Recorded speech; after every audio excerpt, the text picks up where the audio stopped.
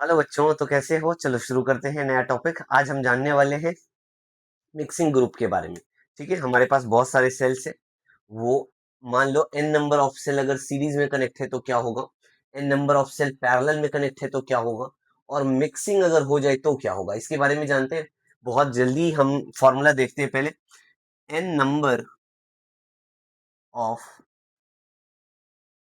Sales are connected in series combination. अगर n number of cell series combination में अगर connected है तो उसमें अगर हम करंट की वैल्यू निकालेंगे तो एन ऑफ ईएमएफ अपॉन में हमारे पास जो वैल्यू आएगा वो R plus N of R हो जाएगा। राइट बच्चों, ये बहुत इंपॉर्टेंट फॉर्मूला है, याद रखेंगे इसको। जो करंट होगा वो n times of EMF plus upon में R, R is the external resistance, plus में n number of internal resistance हो जाएगा। ठीक है, अगर of n number of cells are connected in parallel combination, तब जो I आएगा आपके पास वो n times of EMF upon में n of capital R plus में स्मॉल r आएगा। बच्चे इसमें एक्सटर्नल रेजिस्टेंस के साथ n मल्टीप्लाई होगा, बस इतना सा बातें हमें याद रखना है। अच्छा, मैं मिक्सिंग कर दूं। अब मानो मिक्सिंग में क्या होगा, मिक्सिंग में मिक्सिंग ग्रुप मिक्सिंग ग्रुपिंग अगर करूंगा मैं, इसमें हमें याद रखना है एन नंबर ऑफ सेल्स हमारे पास। सपोज करो ये हमारे पास सेल है,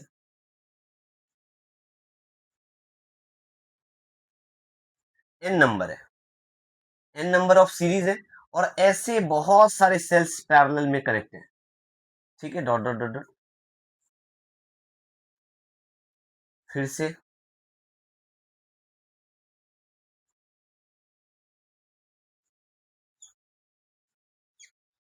और ये up to N M number of column है। ऐसा मानना एन नंबर, एक रो, दो रो, तीन रो, ऐसे करके एम नंबर ऑफ रो है। अगर ऐसा होता है तो इसके लिए क्या फॉर्मूला आएगा, I equals to M into n times of E M F upon में M into capital R plus में एन इंटू में स्मॉल आर। ये फॉर्मूला हमारे पास बनेगा। इसमें बस ये याद रखना, एन नंबर ऑफ सेल्स जो है कनेक्टेड है सीरीज में। देखो एक दो तीन चार dot dot dot dot N number, इसमें एन है, एक में एन है, फिर दूसरे में एन है, तीसरे में एन है, ऐसे करके एम रोज है टोटल। एक रो देखो, एक रो हुआ, दो रो हुआ, तीन हुआ, चार होगा, ऐसे करके नंबर ऑफ रोज जो है ना वो एम है। ठीक है, तो उस केस में फॉर्मूला जो बनेगा आई इक्वल टू ये बन जाएगा। क्लियर हुआ? समझ में आया? जल्दी छापो, आगे बढ़े। पक्का पक्का क्लियर है? चलो बच्चों, नया टॉपिक देखते हैं हम, electric power. Electric power, electric power क्या होता है? The rate at which work is done by a source of EMF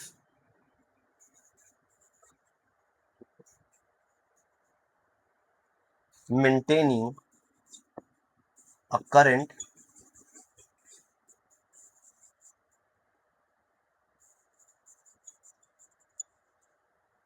through a circuit.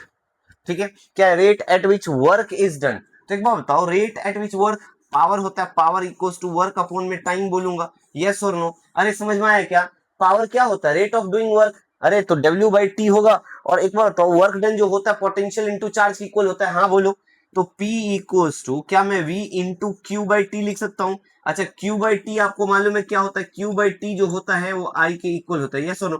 Current की इक्वल होगा, तो P equals to V into में I आ गया। याद रखना, ऐसा यूनिट क्या होगा, ऐसा यूनिट क्या होगा, ऐसा यूनिट क्या हो जाएगा बच्चों? ऐसा यूनिट जो होगा वॉट होगा। वॉट होता है, 1 किलोवाट में 1000 वॉट होता है, याद रखना। क्लियर है? उसके बाद इलेक्ट्रिक एनर्जी की बात करूंगा तो इलेक्ट्रिक एनर्जी क्या होगा? वर्क डन की इक्वल ही तो होगा। अरे energy is stored, work done is stored in term of energy ना। तो एनर्जी जो होगा वर्क डन की इक्वल होगा। इसको इसको लिख लिया, इरेज करूं क्या?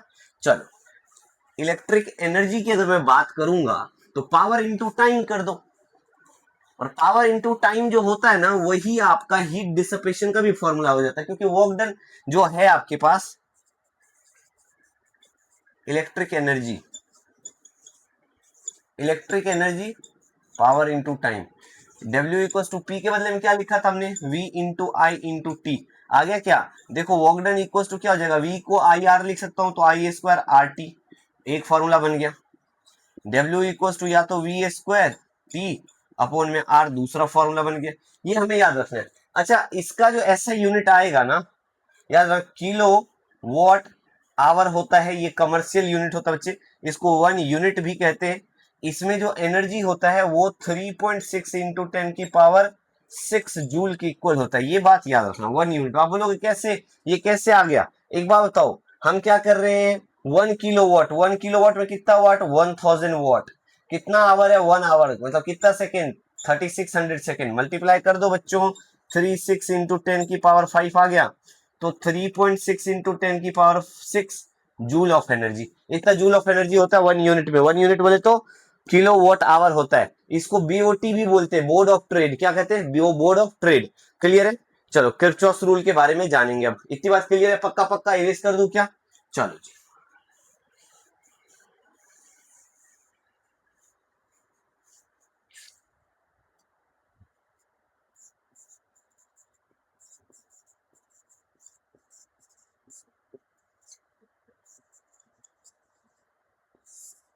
क्रिचॉस ने दो रूल दिया, बहुत इजी है, समझ लो। दो रूल दिया, पहला है जंक्शन रूल, दूसरा है लूप रूल। ठीक है, लूप रूल को मैश रूल भी कहते हैं। तो जंक्शन के बारे में बात करें, जंक्शन रूल, इसमें क्या होता है, मानो ये करंट यहां पे आया जंक्शन ए पे।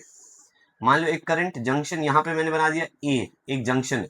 ठीक है, एक करंट यहां से आया, यहां चला गया, यहां से आ रहा है। मान लो I1 करंट आया, I2 करंट आया, और इधर से I3 जा रहा है, I4 भी जा रहा है। एक और करंट यहां पे आ रहा है, क्या, मान लो I5। अब देखो, ए जंक्शन पे आने वाला करंट कितना है? अरे आने वाला करंट बताओ ना, क्या आ रहा है? I1 आ रहा है, I2 आ रहा है, I3 भी आ रहा है। जो आ रहा है उसको मैंने ऐसा लिख दिया, देखो, the sum of all the current entering the junction A is always equal to the current leaving the junction A. तो 3 + में 4 के इक्वल होगा। मतलब ये जो है, यही रूल जो हमें बताया गया है, ये क्रिप्चॉस साहब ने रूल दिया था, और उन्होंने इसको बोला जंक्शन रूल। क्या बोला था जंक्शन रूल में? The sum of current entering the junction is always equal to the sum of current leaving the junction। Clear है? समझ में आ गया? पक्का पक्का आ गया? क्या बोला? the sum of current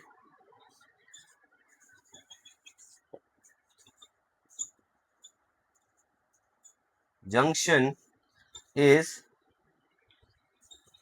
equal to the sum of current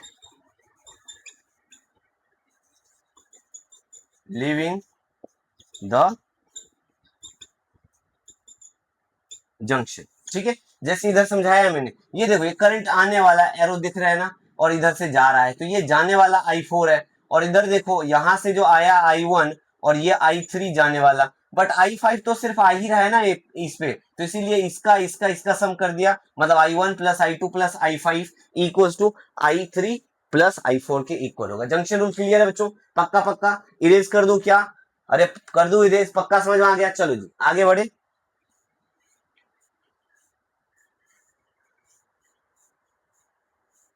दूसरा रूल है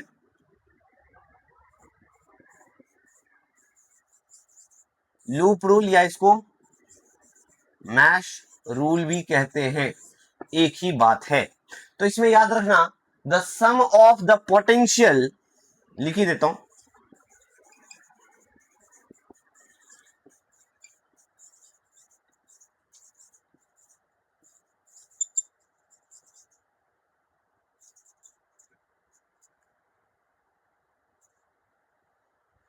the sum of potential of a close loop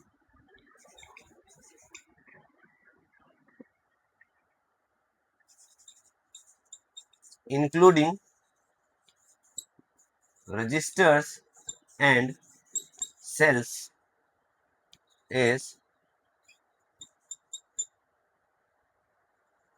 always equal to 0। ठीक है। The sum of potential of a loop या क्लोज लूप, अगर हम जब भी close loop के बारे में क्या करेंगे, the sum of the potential of a close loop including registers and cells is always equal to 0। मतलब समेशन v इक्वल्स टू 0 होगा एक लूप में ऑलवेज। ठीक है, दो बातें क्लियर हो गया, हमने ये भी रूल जान लिया है ना, ये हमारा लूप रूल हो गया। अब इस पे थोड़ा सा हम इंपॉर्टेंट चीज एक क्वेश्चन देख लेते हैं, कैसे करते हैं वो समझा देता हूं आपको, साइन कन्वेंशन समझा देता हूं, मजा आ जाएगा बाय गॉड। एक क्वेश्चन करते हैं जल्दी से, इरेज करो क्या, पक्का पक्का, चलो जी।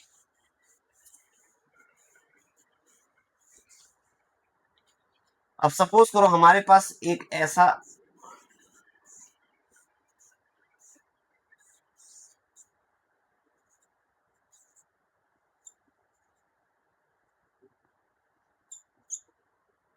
अब देखो ये 10 वोल्ट का हमारे पास एक बैटरी है यहाँ पे कनेक्टेड है ना। अब इसमें करंट जो है आई चलना शुरू हुआ है। तो एक बात बताओ, अच्छा इसमें एक बात याद रखना, आप लूप के अलोंग आपको चलना पड़ेगा। आप चाहे तो ऐसे चल लो, चाहे तो आप इसके उल्टा चल लो, आपकी अपनी मर्जी। चाहे आप नेगेटिव टर्मिनल से चलना शुरू करो, चाहे आप पॉजिटिव टर्मिनल से चलना शुरू करो, ये आपके ऊपर डिपेंड करता है। समझ में आया क्या? देखो करंट आई निकला ना, तो मैं करंट के साथ साथ भी चल सकता हूँ, करंट के ऑपोजिट भी चल सकता हूँ। क्लियर है?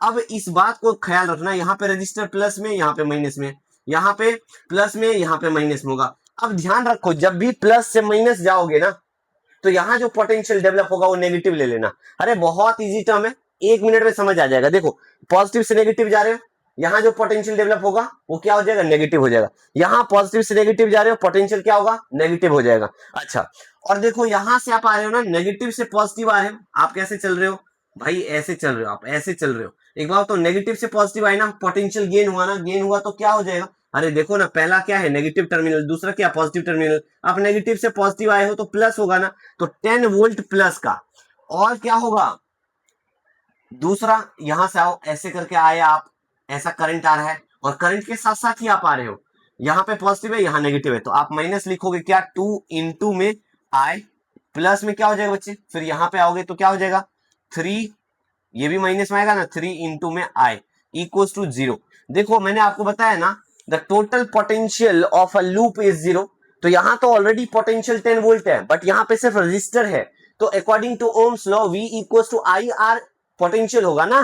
तो इसीलिए मैंने क्या करा, आई यहाँ आ ही रहा है, इंटू आर को करके मल्टीप्लाई में यहाँ पे वोल्ट बना लिया, वोल्टेज बना लिया, इसको भी वोल्टेज बना लिया, और ये पॉजिटिव से नेगेटिव जा रहा है, इसीलिए इसका साइन मैंने नेगेटिव लिखा है क्वेश्चन में, देखो जरा। और इसका साइन देखो, इसका भी नेगेटिव लिखा, बट इसको मैंने पॉजिटिव लिखा। क्लियर हुआ? हाँ बोलो बच्चों। तो क्या हो जाएगा 10 माइनस में 3 + 2 5 आई इक्वल टू 0। तो एक बार बताओ 10 इक्वल टू 5 ऑफ आई आ जाएगा क्या, आई इक्वल टू क्या आ जाएगा 10/5। तो हमारे पास 2 एम्पियर का करंट आ गया। आई का वैल्यू कितना भाई, 2 एम्पियर। क्लियर हुआ? समझ में आया क्या? पक्का पक्का समझ में आ गया? अरे क्लियर हुआ? किरचॉफ रूल समझ में आया क्या? पक्का। एक और क्वेश्चन करें, एक और क्वेश्चन करते हैं।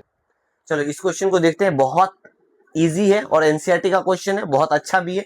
इसको हम सॉल्व करते हैं। सबसे पहले हमने देखा 4 वोल्ट यहाँ पे है, यहां से करंट निकला आई। अच्छा याद रखना, करंट जहां से निकलता है जिस सेल से, उसी में वापस आएगा करंट, राइट। इतनी बात का बहुत ध्यान रखना है, जहां से करंट निकला है ना वही वापस आएगा। I1 आया, मान लो ये P है, P जंक्शन पे आया करंट I, और इससे I1 और I2 चला गया। तो P जंक्शन पे जो करंट I आ रहा है, क्या मैं उसको I1 + I2 करंट लिख सकता हूं? जंक्शन रूल यही तो कहता है, अरे current entering the junction is equal to leaving the junction, ऐसा लिख दिया, कोई दिक्कत नहीं।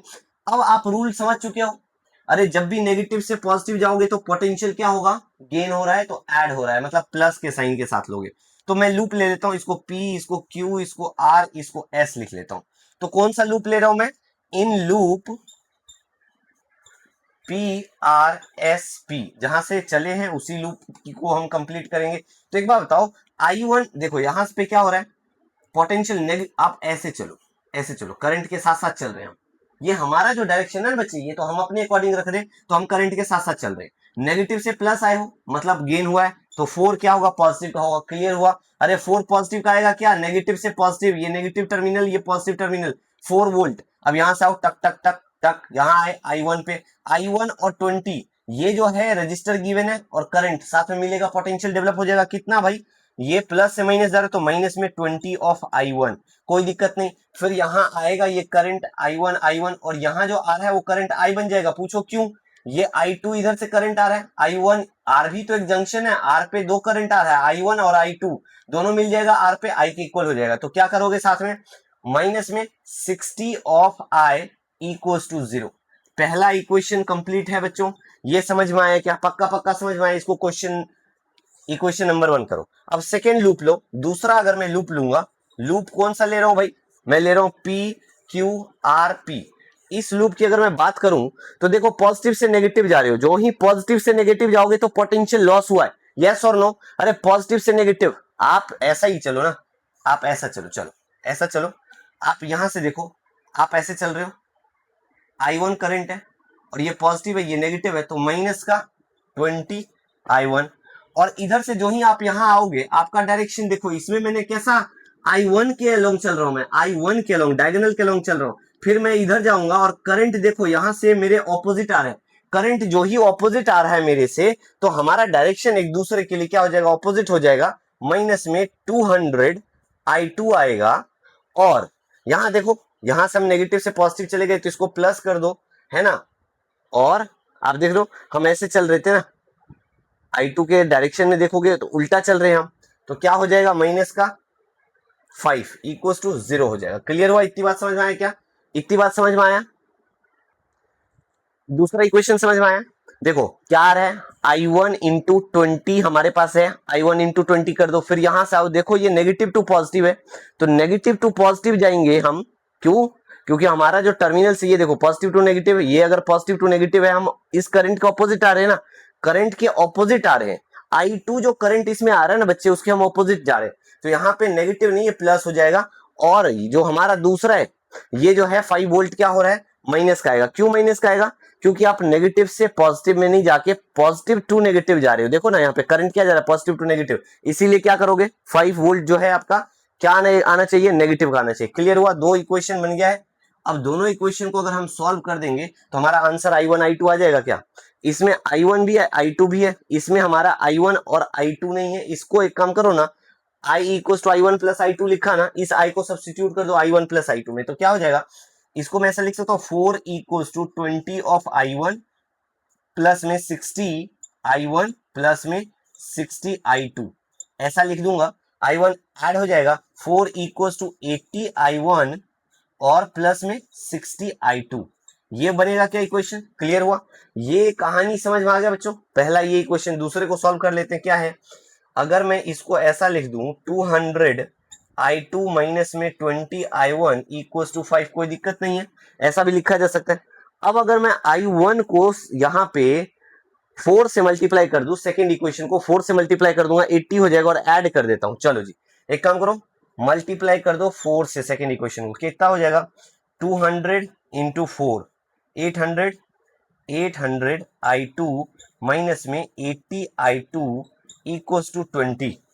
और दूसरा इक्वेशन क्या हमारे पास, 60 I2 प्लस में 80 I1, 80 I1 इक्वल टू क्या हो जाएगा, 4 हो जाएगा। ऐड कर रहा हूं, मैं ऐड करूंगा, ये माइनस प्लस और ये हमारा प्लस हो जाएगा, ये कैंसिल हो जाएगा, और ये ऐड हो गया, 860 I2 इक्वल टू 24 आ गया। तो I2 का वैल्यू कितना आ गया, 24 अपॉन में 860। अब इसको सॉल्व किया जा सकता है, ये आ गया तो I1 भी निकल आएगा। यस और नो, समझ में आया क्वेश्चन, बहुत इजी था, पक्का पक्का समझ में आया बच्चों। ये था जंक्शन रूल। अब व्हीटस्टोन ब्रिज के बारे में बात करते हैं, ये छाप लो जल्दी से। तो चलो व्हीटस्टोन ब्रिज के बारे में जानते हैं। होता क्या, it is an arrangement of 4 registers. इसमें क्या होता है, 4 रजिस्टर्स को हम देखो ज्वाइन करे हैं, एक ये अरेंजमेंट होता है, ऐसा अरेंजमेंट जिसमें हमें क्विकली एक रेजिस्टेंस का वैल्यू जो है मिल जाएगा। एक अननोन रेजिस्टेंस होता है, 3 रेजिस्टेंस हमें मालूम होता है, एक अननोन होता है, और गैल्वेनोमीटर को हम बीच में कनेक्ट कर देते हैं, जिसको हम मान लो इसको ए पॉइंट बोल देते हैं, इसको बी बोल देते हैं, इसको सी बोल देते हैं, इसको डी बोल देते हैं। तो बीडी जो है गैल्वेनोमेट्रिक आर्म है और एसी जो है वो बैटरी आर्म है। क्लियर है? बैटरी आर्म हो गया AC, AC is connected to the battery of terminal positive and negative. देखो जरा यहाँ पे, और क्या है, बीडी जो है हमारा जी से कनेक्ट है, दैट गैल्वेनोमीटर आर्म। क्लियर है? इतनी बात समझ में आया? क्या होता है, तो हमने लिख दिया Wheatstone bridge, it is an arrangement of 4 register used to determine one of these. कोई एक की वैल्यू निकालनी है। अरे 4 रजिस्टर हमने अरेंज करा एक स्पेशल अरेंजमेंट में, एक ब्रिज बना के अरेंज किया है, जिसमें से कोई एक की वैल्यू अननोन है, जिसको हमें कैलकुलेट करना है। तो consider a 4 register, consider 4 registers in which R4 is unknown. R4 क्या है? अननोन है। R4 की वैल्यू निकालूंगा। तो इसके वैल्यू को निकालने के लिए हमें एक बात का ख्याल रखना है, दैट इज बैलेंस कंडीशन। देखो बैलेंस कंडीशन क्या होता है, इंपॉर्टेंट बात बता रहा हूं मैं। बैलेंस कंडीशन में जो गैल्वेनोमेट्रिक आर्म है ना, उसमें करंट फ्लो नहीं करेगा। अरे करंट फ्लो नहीं करेगा, किसमें नहीं करेगा? गैल्वेनोमेट्रिक आर्म में करंट फ्लो नहीं करेगा। तो ये गैल्वेनोमेट्रिक आर्म है। मान लो अब यहां से आई नाम का करंट जो है बैटरी से निकला, I1 ऊपर चला गया, I2 इधर चला गया। अब ऊपर गया बी पे, तो IG इधर चला गया, इसमें जो जाएगा क्या वो I1 माइनस IG जाएगा? अरे समझ में आया क्या बच्चों? एक बात बताओ, I1 चल रहा है, IG अगर नीचे आ गया तो बचा हुआ करंट इसमें जाएगा ना R3 में, वो कितना होगा? I1 माइनस IG, वही तो होगा। अच्छा एक बात बताओ, यहाँ पे I2 चल रहा है, यहाँ पे जो करंट आएगा डी जंक्शन पे, वो तो I2 आ ही रहा है, यहाँ से IG भी तो आ रहा है, तो प्लस में IG कर दोगे, और यहाँ पे करंट जो आपके पास आएगा वो I फिर से मिल जाएगा, जो कि बैटरी के अंदर चला जाएगा। मैंने बताया है जितना करंट आएगा उतना ही करंट जाएगा। देखो कई बारी प्रिंसिपल ऑफ व्हीटस्टोन ब्रिज भी पूछा जाता है, तो याद रखना principle of Wheatstone bridge is based on the null deflection, है ना। हमें क्या करना है, नल डिफ्लेक्शन पे बेस्ड होता है। Principle of Wheatstone bridge is based on null deflection. याद रखना इस बात को, पेपर में पूछा जाता है, बार बार बता रहा हूं, याद रखना है। चलो जी आगे बढ़ जाते हैं। इसमें हम क्या करेंगे, लूप रूल लगाते हैं, जरा सिंप्लीफाई करते हैं। बहुत इजी टर्म है और हमें मालूम है for the balance condition IG must be equal to 0, IG को 0 कर देंगे, आंसर आ जाएगा बच्चों। तो क्या, consider 4 registers R1, R2, R3 and R4 are arranged in a combination like a bridge। ठीक है, इसमें क्या है, R4 is unknown, R4 is unknown, applying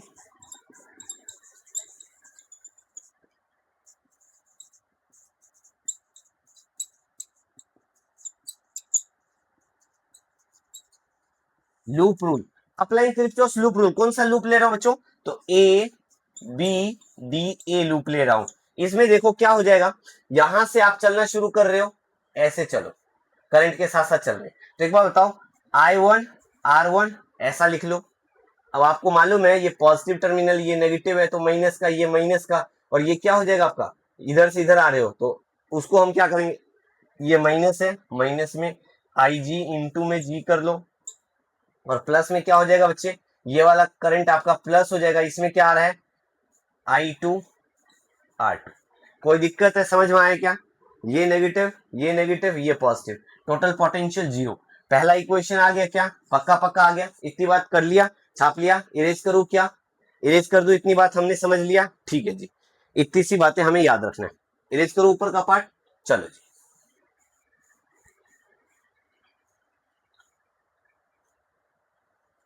अब देखते हैं, हमारे पास ये ए है, ये आई करेक्ट है। अब लूप दूसरा लेते हैं, कौन सा लूप लेंगे, लूप लेंगे हम बी सी डी बी। अगर इस लूप की बात करूंगा तो I1 इंटू में IG करंट इसमें फ्लो कर रहा है, इंटू में R3 माइनस का कर लो क्योंकि हम ऐसे ही चल रहे हैं, और ये आपका क्या हो जाएगा, फिर ये प्लस में हो जाएगा क्या, I2 प्लस IG इंटू में R4 प्लस का हो गया, और प्लस में क्या होगा IG इंटू में G बराबर में 0। अब एक बात बताओ, इस दोनों लूप में for balance condition, for balanced condition I G equals to zero हो जाएगा। आई जी अगर जीरो होता है तो एक बार बताओ, हर जगह आई जी को जीरो कर दो। For the second equation minus में आई वन इंटू में आर थ्री प्लस में आई टू आर फोर बराबर जीरो। अब एक काम करो, जीरो की इक्वल टू में है, इसको उठा के उधर लेके जाओ। क्या मैं I two I four equals to I one R three लिख सकता हूँ क्या? अरे आई टू आर फोर बराबर में I one into R three हो सकता क्या? एक काम करो ना, अब अगर मैं इसको ऐसा लिख दूं, आई वन अपॉन में I two equals to, I one रहने दो, I two R four upon में आर थ्री होगा क्या? बोलो नहीं आया समझ? अरे इसको नीचे लेके गए, आर थ्री को यहाँ नीचे लेके आ जाओ, वही तो बनेगा। तो ये हो गया आपका तीसरा इक्वेशन, ये आपका था क्या? दूसरा इक्वेशन। क्लियर है बच्चों? अब देखो first equation, from first equation, first equation erase करूं क्या? अब मैं फर्स्ट इक्वेशन अगर इरेज करूंगा तो आपको समझ नहीं आएगा, यही लिख देता हूं मैं। आई जी जीरो है तो एक बार बताओ, माइनस का I one into R one plus में आई टू आर टू बराबर जीरो लिख सकता हूं। तो एक बार बताओ, I one R one equals to I two R two होगा क्या? अब मुझे I one by I two ही तो चाहिए, I one by I two चाहिए। तो अगर मैं आई वन अपॉन में आई टू का वैल्यू लिखूंगा तो R two by R one हो जाएगा। क्या ये बात क्लियर है? सबको समझ में आया? I one by I two बराबर R two by R one आ गया। क्लियर है? इतनी बातें समझ में आया? इरेज कर दूं? पक्का पक्का? चलो आगे की कहानी को समझते हैं। जब हमारे पास ये भी फ्रॉम इक्वेशन थर्ड और ये फोर, इक्वेशन थर्ड और फोर को कंबाइन करोगे, क्या मैं आर फोर अपॉन में आर थ्री बराबर में R two by R one लिख सकता हूं? तो आर फोर का वैल्यू तो निकालना है, R two upon R one into में आर थ्री ही तो करोगे। आर फोर का वैल्यू आ गया क्या? ये देखो, ये है प्रिंसिपल। और प्रिंसिपल क्या होता है हमें याद रखना है, it is based on null deflection. Principle बार बार बोल रहा हूं, याद रखना नल डिफ्लेक्शन। तो इसमें बहुत सारे क्वेश्चन है जो कि अगली क्लास में करेंगे। चैप्टर खत्म हो गया बच्चों, एंजॉय करो, पहले देख लो, इतनी बातें याद होनी चाहिए, ठीक है? अच्छे से कर लो, फिर आगे करेंगे। चलो बाय।